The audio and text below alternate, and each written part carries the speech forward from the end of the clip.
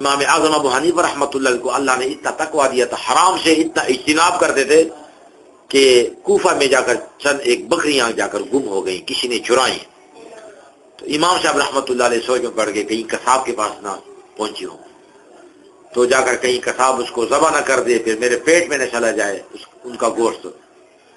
تو ایک سمجھدار آدمی کے پاس گئے کہ بکری کی اوسطاً عمر کتنی ہوتی ہے؟ کہا کہ 12 سال۔ تو امام اعظم ابو حنیفہ رحمۃ اللہ علیہ نے 12 سال تک چھوٹا گوشت بکری کا نہیں کھایا کہ کہیں جا کر وہ چوری شدہ بکریاں کہیں قصاب کے پاس نہ پہنچنے پائے اور جا کر کیا میں اس کا گوشت کہیں خرید کر نہ لاؤں اور میرے پیٹ میں کوئی بوٹی نہ چلی جائے۔ 12 سال تک آپ نے چھوٹا بکری کا گوشت نہیں کھایا، ہاتھ نہیں لگایا۔ اتنا تقویٰ تھا امام اعظم ابو حنیفہ رحمۃ اللہ علیہ کو۔ جنازے پر گئے تھے، حرام چیز سے، مشتبہ مشکوک چیز سے اپنے آپ کو بچاتے تھے۔ جنازے پر گئے ہیں تو ابھی جنازے میں انتظار تھا، لوگ وہاں جنازگاہ کے ساتھ ایک مکان تھا، لوگ اس مکان کے سائے پر بیٹھے، دیواروں کے سائے پر۔ امام اعظم ابو حنیفہ رحمۃ اللہ علیہ کھلے میدان میں دھوپ کے نیچے جا کر کیا ہے وہ کھڑے ہیں۔ تو شاگرد وغیرہ علماء وغیرہ وہ کہہ رہے تھے جی ہمارے پاس سائے پر آ جائے، دھوپ پر کیوں کھڑے ہیں؟ فرمائے کہ نہیں۔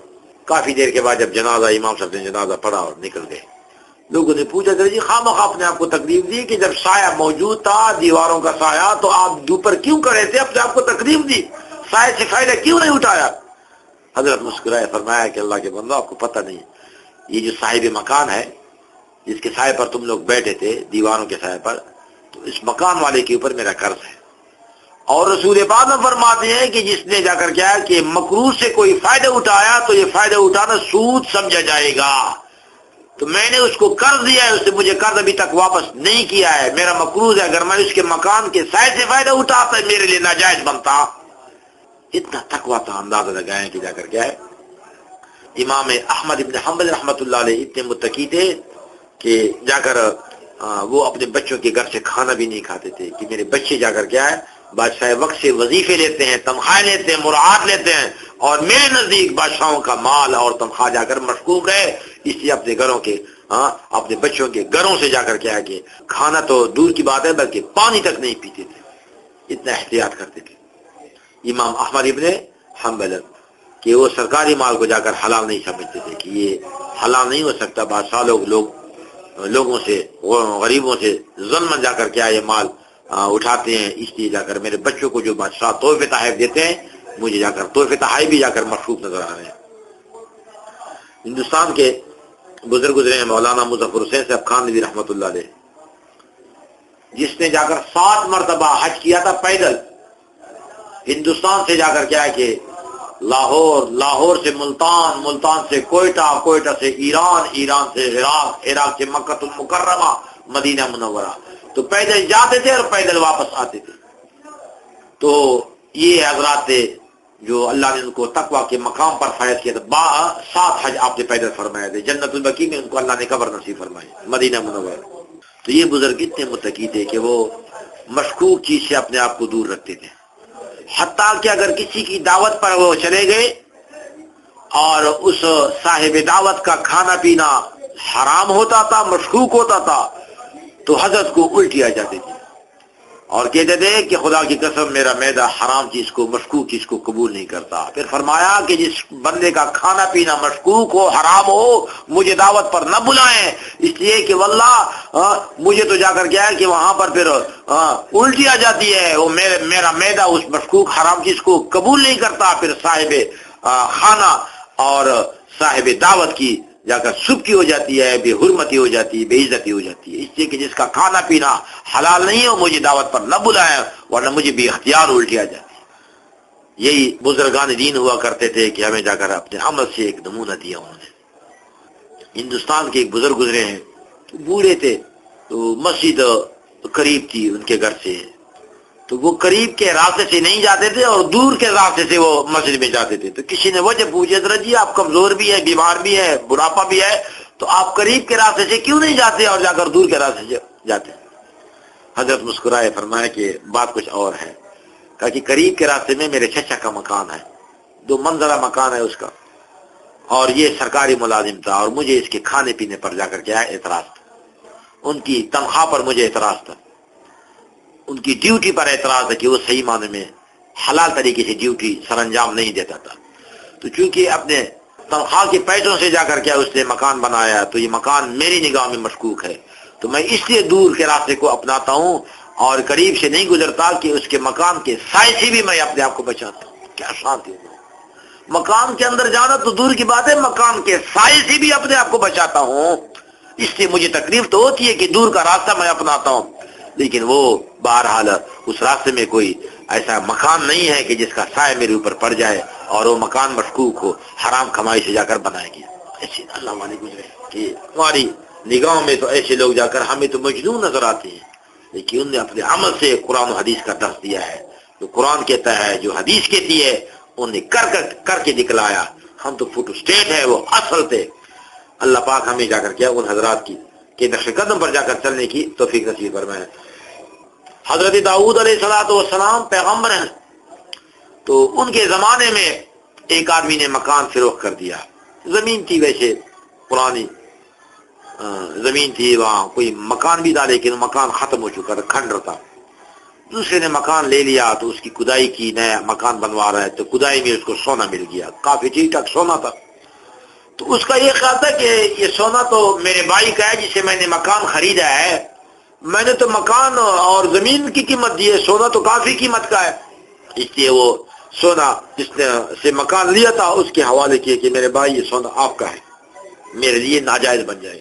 اس نے کہا میرے بھائی میں نے سونا نہیں دبایا تھا، نہیں دفنایا تھا، یہ پرانے زمانے سے آ رہا ہے، تو یہ میرے لیے حلال نہیں بنتا ہے سونا لینا، یہ آپ خود رکھ لیں.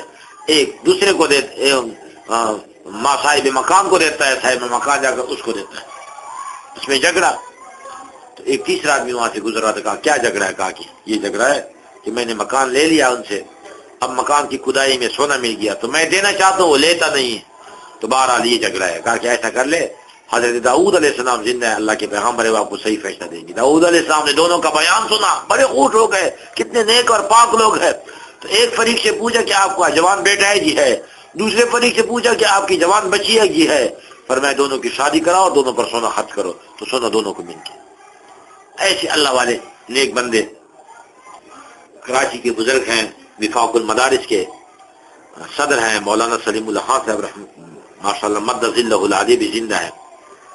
تو انہوں نے جا کر کیا بخاری شریف کی شرح لکھی ہے، کشف الباری، کافی موٹی شرح ہے. تو اس میں ایک جگہ لکھتے ہیں کہ شیخ ابو القاسم منصور، عرب میں ایک بزرگ گزرے ہیں، شیخ ابو القاسم منصور ایک متقی بزرگ گزرے ہیں، محدث تھے، عالم تھے. ان کے پاس ان کا ذاتی ایک باغ تھا اور باغ کی آمدنی سے وہ جا کر کیا ہے پورا سال چلاتے تھے گھر کے خرچے کو. تو کہا کہ اس نے ایک گھوڑا فروخت کر دیا، دوسرے نے لے لیا. اب جب بندہ جس نے خریدا تھا گھوڑے کو وہ لے گیا تو وہ گھوڑے کو چند دن کے بعد واپس لے آئے کہ حضرت جی آپ کا گھوڑا میرے گھر کھاتا نہیں، ایسا نہ ہو کہ مر نہ جائے، اس لیے جا کر یہ گھوڑا واپس لے لو اور مجھے پیسے واپس کر دو. تو حضرت نے پوچھا کہ آپ کا کاروبار کیا ہے، کیوں آپ کے گھر نہیں کھاتا گھوڑا، گھاس وغیرہ، چارہ وغیرہ، پٹے وغیرہ، کاروبار کیا ہے؟ کہا کہ میں تو بادشاہ کا ملازم ہوں اور بادشاہ کو ساز بجاتا ہوں اور جا کر ساز بجا کر بادشاہ کو خوش کرتا ہوں، یہ میرا کاروبار ہے. کیا ہے؟ ساز بجانا ہے. تو حضرت مسکرائے، فرمایا کہ الحمدللہ، جیسے کہ ہم خود گھر والے حرام نہیں کھاتے تو ہمارے گھر کے جانور بھی حرام نہیں کھاتے. پھر کہا کہ آپ کو دکھاتا ہوں کہ یہ گھوڑا جو آپ کو فروخت کیا تھا میرے پاس دیکھو کہ میرے پاس جا کر چارہ کھاتے کہ نہیں کھاتا. تو حضرت نے چارہ ڈالا تو خوب جا کر پیٹ بھر کر کھایا.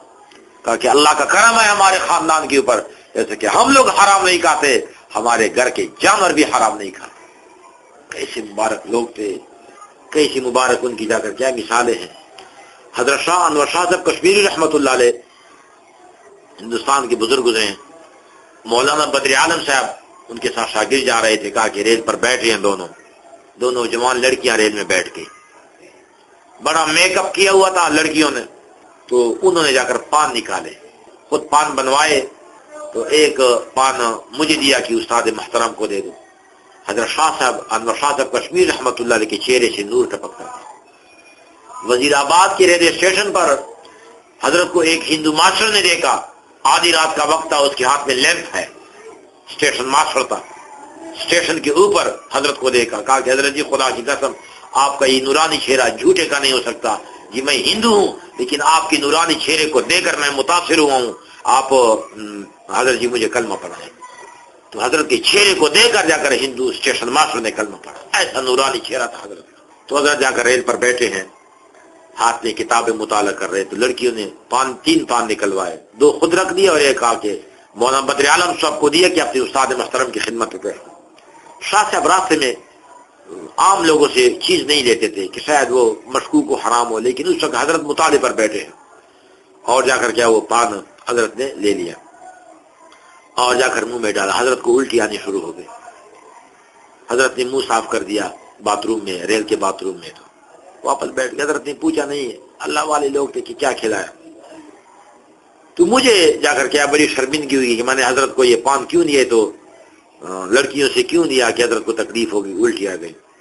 پھر اگلے اسٹیشن پر لڑکیاں جا کر ریل سے اتر گئی، تو میں نے وہاں سامنے ہوٹل والے سے پوچھا کہ یہ لڑکیاں کون ہیں جو جا رہی ہیں، یہ کون تھے؟ انہوں نے کہا کہ آپ نہیں جانتے مولانا، یہ تو دہلی کی طوائف ہے، رنڈیا ہے۔ میں نے کہا انا للہ و انا الیہ راجعون۔ اب پتہ چل گیا کہ حضرت کو جو الٹی آئی تھی چونکہ رنڈیوں کا مال تھا، رنڈیوں کا پان تھا، ناجائز طریقوں سے انہوں نے وہ پیسے حاصل کیے تھے، اس لیے حضرت کے معدے نے اس پان کو قبول نہیں کیا، حضرت کو الٹی آ گئی۔ ایسے پاک اور مبارک لوگ۔ عرض یہ کر رہا تھا کہ آج جا کر ہمارا کھانا پینا تقریباً اللہ معاف فرمائے حرام ہی حرام ہے، اللہ پاک جا کر کے ہمیں حلال کھانے کی توفیق نصیب فرمائے۔ یہ لاہور کے ساتھ ایک پہلے بستی ہوتی تھی اچرا، اب تو لاہور کے بیچ میں جا کر وہ بستی آ گئی اچرا، آج بھی موجود ہے۔ وہاں ایک مسافر آ گیا، تو مغرب کے بعد جا کر شام کے بعد ایک آدمی نماز پڑھ رہا تھا، کہا کہ چچا جان مسافر ہیں؟ کہا کہ ہاں۔ وہ گھر سے روٹی لے آیا، تو حضرت نے پوچھا کہ میں تو کچھ پرہیز کا کھانا کھاتا ہوں، جو روٹی لائے تھے وہ شہر والا، وہ بستی والا، اس نے کہا کہ نہیں جی گھی بھی جا کر کیا ہے، گھر والا ہے دیسی ہے، اور جا کر کیا ہے کہ یہ کھانا ہے۔ تو حضرت نے کہا کہ میں کچھ پوچھتا بھی ہوں کہ انگریز دور ہے تو جا کر کھانا پینا اب مشکوک ہو چکا ہے، اس لیے میں جہاں بھی کھاتا ہوں تو پوچھ کر کھاتا ہوں۔ اس کو غصہ ہے کہ جی پھر میرا کھانا حرام ہے؟ کہا کہ نہیں بھائی جان، ایسے جا کر تسلی کے لیے پوچھتا ہوں کہ آپ کا کاروبار کیا ہے؟ کہا کہ میں آڑتی ہوں، وہاں جا کر منڈی میں کام کرتا ہوں۔ کہا کہ وہاں سود کا کام بھی؟ کہا کہ ہاں سود کا کام تو ہوتا رہتا ہے۔ کہا کہ پھر میں تمہارا کھانا نہیں کھاتا، یہ کھانا حرام ہے۔ وہ شرمندہ ہو گیا، وہ واپس چلا گیا۔ تو ایک ڈاکٹر کو بتایا کہ حضرت وہاں ایک مہمان بزرگ بیٹھے ہیں، ان کو کھانے کی ضرورت ہے۔ تو ڈاکٹر آیا، وہ بڑا باتونی قسم کا تھا۔ تو نے کہا آپ کا کاروبار کیا؟ کہا کہ میں ڈاکٹر ہوں، وہاں اسپتال میں کام کرتا ہوں، اور جا کر کیا ہے کہ تنخواہ ملتی ہے، اور تنخواہ سے کچھ اوپر پیسے بھی مل جاتے ہیں، اور بیٹا کچہری میں ہے تو تنخواہ بھی ملتی ہے اور کچھ اوپر پیسے بھی آ جاتے ہیں رشوت کے۔ کہا کہ میں پھر تمہارا کھانا نہیں کھاتا، یہ بھی جا کر حرام ہے۔ وہ بھی شرمندہ ہو گیا۔ تو کہا کہ ایک عالم کو بلاؤ، اس سے کہ علماء کا کھانا تقریباً ٹھیک ہوتا ہے۔ تو عالم کھانا لے کر آ گئے، تو اس نے پوچھا کہ میں ذرا کچھ آپ سے پوچھتا ہوں کہ آپ نے بہنوں کو وراثت میں حصہ دیے؟ کہا کہ نہیں۔ کہا کہ آپ کا کھانا بھی نہیں کھاتا۔ اب کوئی بھی مہمان کو کھانا کھلانے کے لیے تیار نہیں ہے، ہر بندہ کہتا توبہ توبہ، میں تو رشوت خور ہوں، میں تو جا کر کیا ہوں، جواری ہوں، میں تو فلان ہوں، میں تو سود لیتا ہوں، میں تو رشوت لیتا ہوں۔ آخر جا کر کیا کہ لوگوں نے آپس میں مشورہ کر لیا کہ اتنے معزز مہمان آئے ہیں، جا کر بھوکے رہیں گے۔ تو آدھا گاؤں حضرت کے پاس آ گیا کہ جی میں اپنے دندوں سے توبہ کرتا ہوں، جی میں اپنے کاروبار سے غلط کاروبار توبہ کرتا ہوں۔ کہا کہ ٹھیک ہے، پھر جو بھی جائے گا میں کھاؤں گا۔ تو ایک آدمی لے آیا روٹی، تو جا کر آپ نے 2-4 نوال لے لیے۔ تو صبح جب اذان ہو گئی تو لوگوں نے دیکھا حضرت نہیں تھے، مہمان گئے تھے۔ ایسی خاموش تقریر کی، خاموش نصیحت فرمائی، نہ کوئی قرآن سنایا نہ حدیث سنائی، خاموش نصیحت کے ساتھ تقریباً آدھی بستی کی اصلاح فرمائی۔ تو اللہ رب العالمین ہمیں رزق حلال نصیب فرمائے۔ اصل چیز جا کر رزق حلال ہے، حلال کھانا ہوگا تو ہماری اولاد کی تربیت بھی صحیح طریقے سے ہوگی۔ آج ہماری اولاد نافرمان بنتی جا رہی ہے کہ ہم ان کو حلال نوالا نہیں دے سکتے۔